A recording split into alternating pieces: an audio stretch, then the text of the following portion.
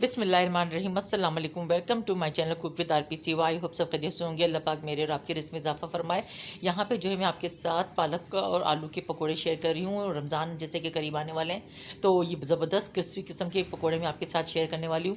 यहाँ पर मैंने एक आलू कद्दूकश कर लिया, हरा धनिया और 3 से 4 हरी मिर्चें काट ली हैं और 2 प्याज जो है मैंने स्लाइस में काट लिए।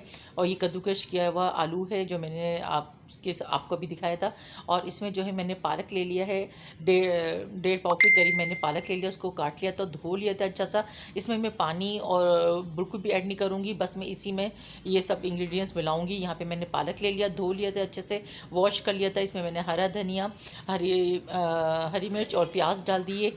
और इसको जो है मैं इसमें कुटा हुआ धनिया, ये मैंने कद्दूकश किया हुआ आलू डाल दिया, कुटा हुआ धनिया, 1 टेबल स्पून कुटी लाल मिर्च, नमक बहुत हल्का रखिएगा क्योंकि पालक में ऑलरेडी नमक होता है, तो नमक जो है थोड़ा सा हल्का ही रखिएगा। 1 टेबल स्पून मैंने इसमें लहसुन डाल दिया था। और इसमें जो है पिसी लाल मिर्च और भुना हुआ ज़ीरा जो होता है, भुना भी ना हो तो पिसा हुआ ज़ीरा डाल दिया 1 टेबल स्पून।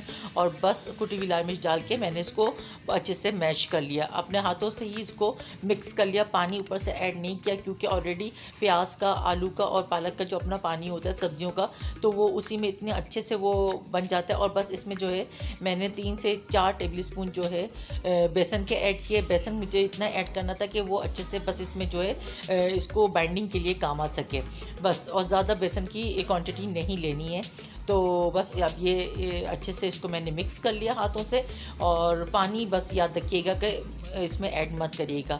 अगर आपको ये रेसिपी अच्छी लगे तो ज़रूर लाइक शेयर एंड कमेंट कर दीजिएगा व्यूवर्स, और अपने ग्रुप और फ्रेंड्स में ज़रूर शेयर कीजिएगा। यहाँ पे देखिए मैंने अपने हाथों से बस इसको मिक्स किया है। और बेसन अगर इस स्टेज पे आपको कम लगे तो आप इसमें 1 से 2 चम्मच डाल सकते हैं। ऑयल मैंने पहले से गर्म करने के लिए रख दिया था और यहाँ पे बस मैंने ये डालना शुरू कर दिया है। और इसको मैंने मीडियम फ्लेम पे इसको पकाया था। और इसको खुद मैंने 3 से 4 मिनट के बाद इसको पलटा और इसको अच्छे से इसमें से ऑयल निकालने के बाद इसको मैंने केचप के साथ सर्व किया। आपकी मर्ज़ी, आप हरी चटनी के साथ सर्व करें या केचप के साथ सर्व करें, लेकिन ये वैसे ही इतने मज़े के और न्यूट्रिशन होते हैं कि ये रमज़ान में बनाएंगे तो रमज़ान में अफ्तारी में मज़ा जो है इसका दुबाला हो जाएगा।